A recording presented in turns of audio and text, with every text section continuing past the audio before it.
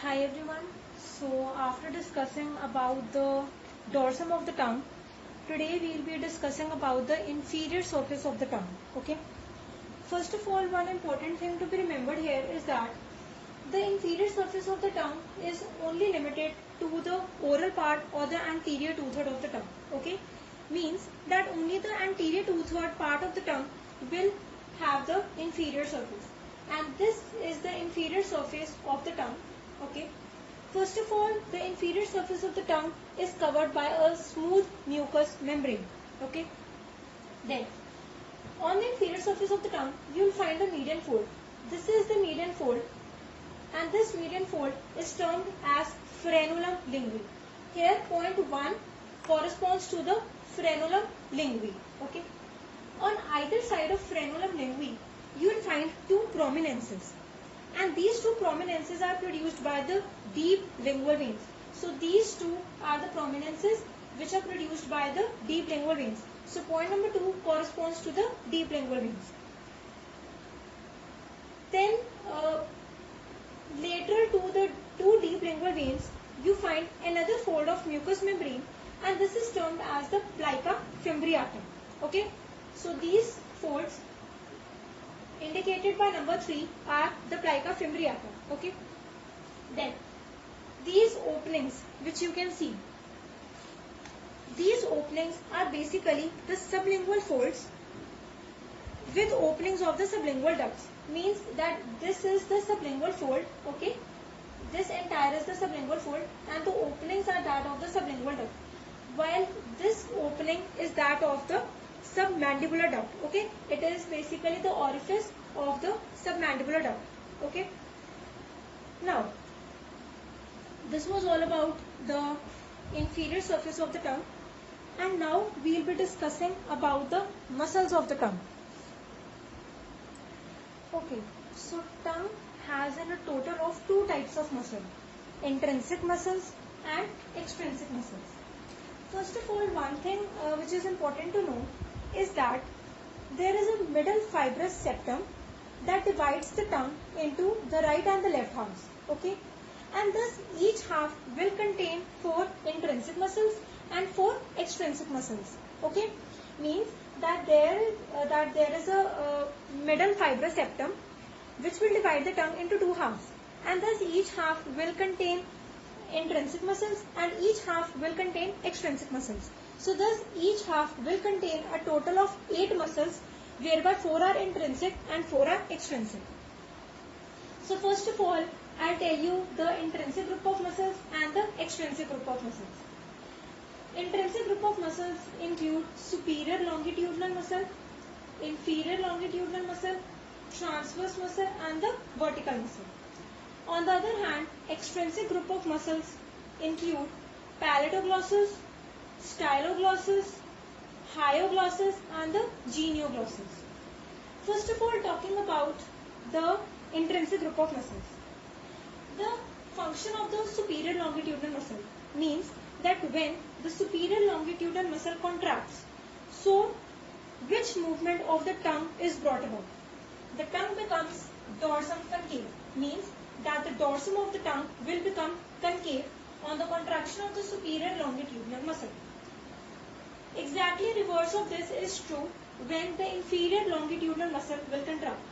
So thus when the inferior longitudinal muscle contract, so the dorsum will become convex. Okay. Talking about the transverse muscle. Now see.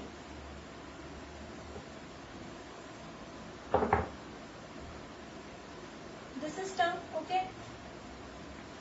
And the transverse muscles are these. Okay. These are the transverse muscles. Now just imagine when these muscles will contract. Okay. On contraction, both of these two ends will be brought closer to each other. Okay. Means that when these two muscles will contract, okay, so these two ends will be brought closer to each other, and thus the tongue will become elongated, right? So thus on the contraction of the transverse muscle, the tongue becomes elongated and narrower. Okay, see, once again, these are the transverse muscles. So when they contract, what would happen?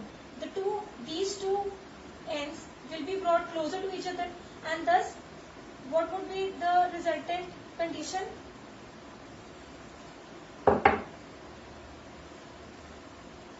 Just a second.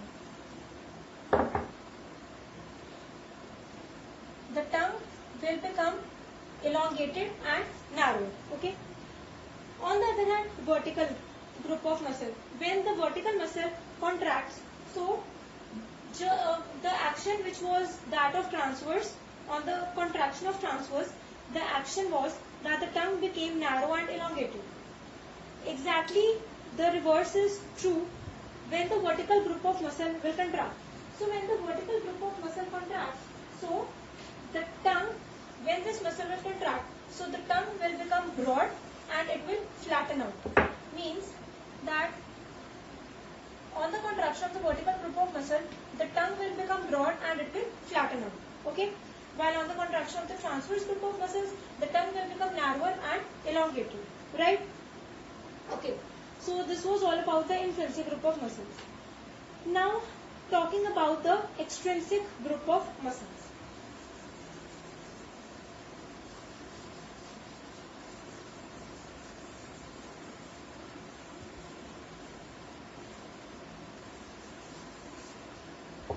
Again coming to our basic diagram, that the system, okay, placed in the oral cavity, okay. Above here lies the palate, okay. Behind you have pointed conical styloid process. Below lies the hyoid bone.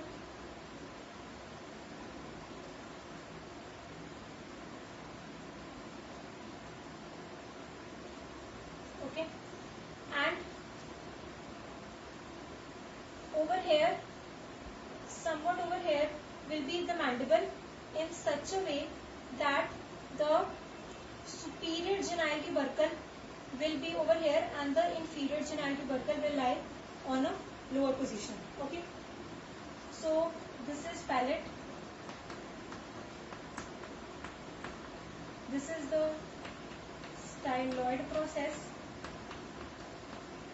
okay, this is the hyoid bone,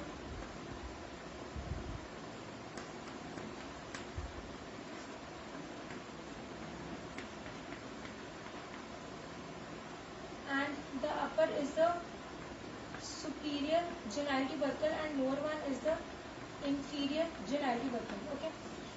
Now first of all, let's understand the origin and insertion. See, the first word will tell us about the origin of the muscle, while the other word will illustrate about its insertion. Okay. Now let's talk first of all about the palatoglossus. Let's divide it into two parts.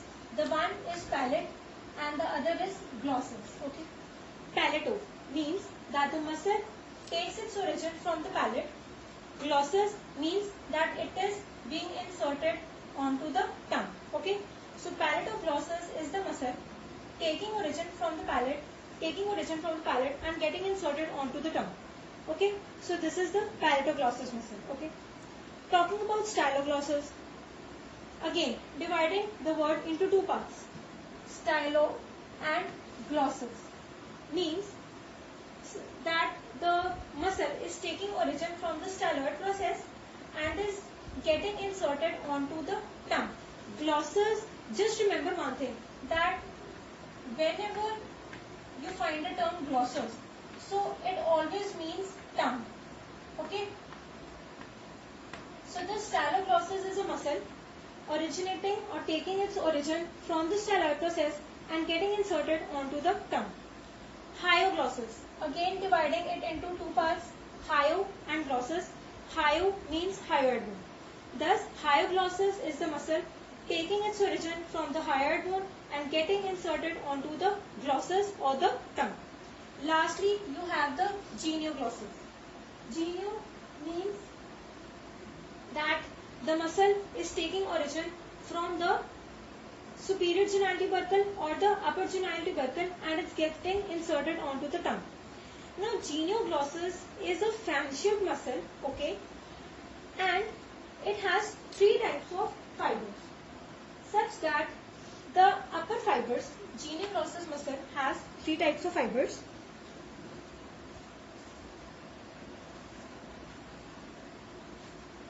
It has three types of fibers: upper, middle and lower. Upper fibers are inserted onto the tip of the tongue. The middle fibers receive their insertion onto the dorsum of the tongue, while the lower fibers on the hyoid bone. Okay? See, I told you that genioglossus is a fan-shaped muscle. Okay? So it has three types of fibers: upper fibers, middle and lower fibers. Upper fibers will take their insertion on the tip of tongue. Middle fibers will be inserted onto the dorsum of the tongue, while the lower fibers will be inserted onto the hyoid bone. Okay? Now, talking about the action of each of the extrinsic group of muscle. Just focus onto this diagram and you will clear with everything. Now see, palatoglossus muscle. Now palate lies above the tongue. Okay. So if this muscle will contract, see, when this muscle will contract, so what would happen? The tongue will be pulled upwards. Okay. So the palatoglossus muscle basically elevates the tongue. Okay. Once again, understanding, here lies the palate and here you have palatoglossus muscle.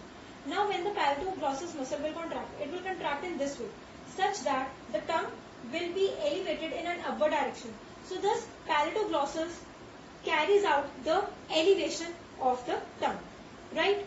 Now, talking about styloglossus. Suppose over here is the styloglossus muscle. Now just understand the concept. When this muscle will contract, see, now it is contracting. What would happen? The tongue will be brought in a backward position. Yes. So thus styloglossus muscle is involved in the retraction of the protruded trunk.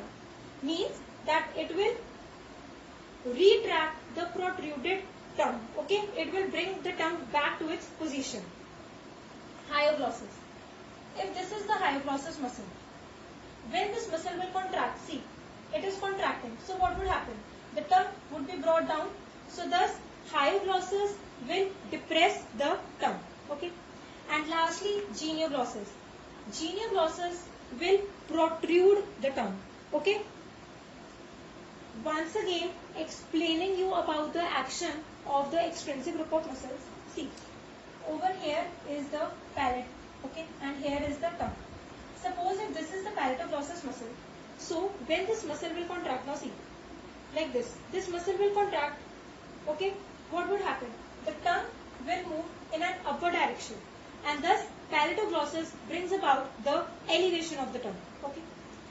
Styloglossus, if this is the styloglossus muscle, so when this muscle will contract, the tongue will be moved backwards and thus styloglossus muscle is bringing about the retraction of the protruded tongue.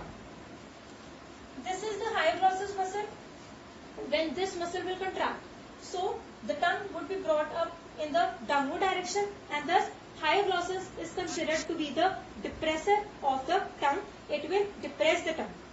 And lastly, genioglossus muscle, it will protrude the tongue. Okay.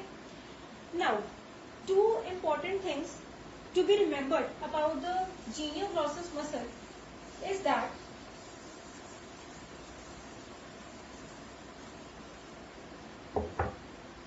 first point is that, as I have already mentioned, that it is a fan-shaped muscle.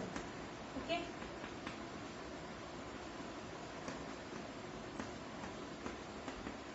Then it is also termed as the safety muscle.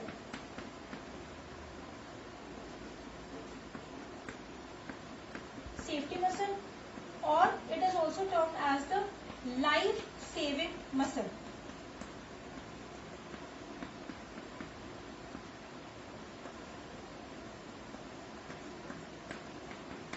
These 2 points I am telling you about genioglossus, that it is, one, though it is a fan-shaped muscle, secondly it is referred to as the safety muscle or it is the life-saving muscle.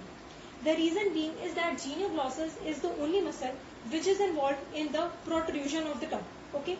So thus by keeping the tongue in the protruded position, it prevents the falling back of the tongue on the pharynx.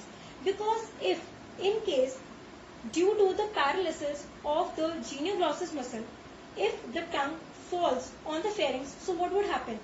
The passage of the food and air would get blocked and the person would die. So this genioglossus muscle is the safety muscle or the life-saving muscle. So thus genioglossus is the important muscle of the tongue and it is a life-saving muscle. So this was all about the muscles of the tongue. Hope you understood the video well, and if you liked my video, so do press on the like button, and if you have not subscribed to my channel till yet, so do subscribe to my channel as well, and don't forget to press on the bell icon so that you do not miss on to the latest updates and notifications of my channel. Thank you.